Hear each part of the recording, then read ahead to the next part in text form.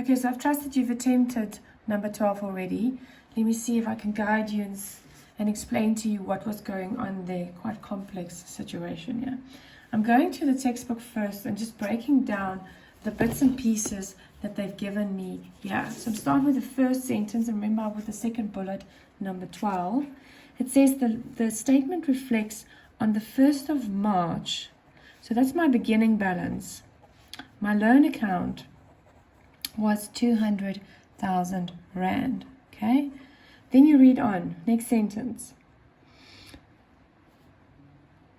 Payments were made 32,200 towards this. So these are payments that will hopefully make this loan decrease.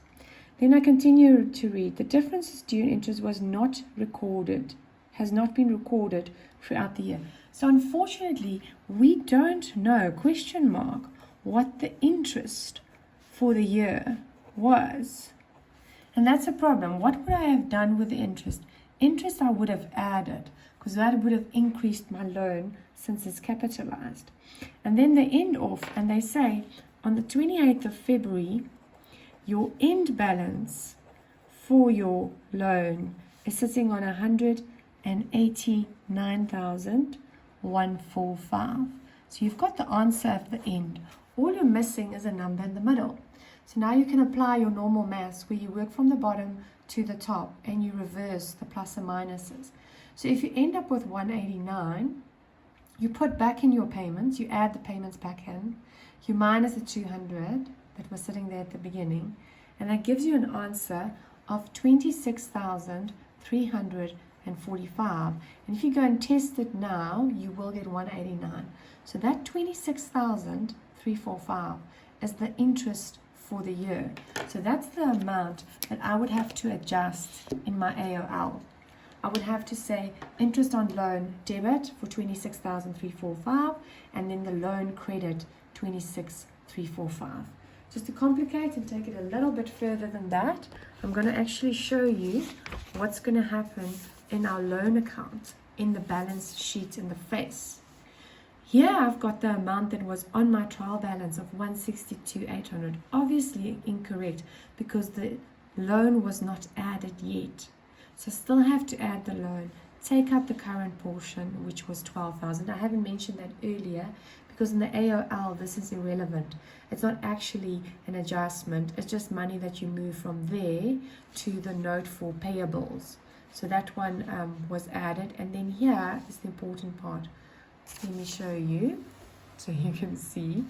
On your interest expense is 26,345, and that's your double entry. Okay, the next two is quite easy. Still looking at number 12, interest on my savings account.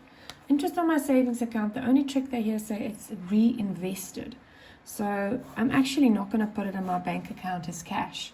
So let's just first record the interest. Interest on savings account, which is your income, you will add 1,265, and then they're saying it's going to your savings account instead of your bank account, which obviously is also an asset, and that sits there. So that's an asset and that's an income.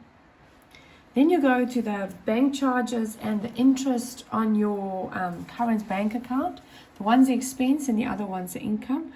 Both of them will affect your bank account. So the bank charges was 410, so your bank account's going to go down with 410. And bank charges is owner's equity, it's an expense, and therefore it's sitting on that side, 410. Your interest on your current account is money that you earned, so your bank account's going up with 164, and your interest on current bank account is an owner's equity, it's an income, and it's going up by 164.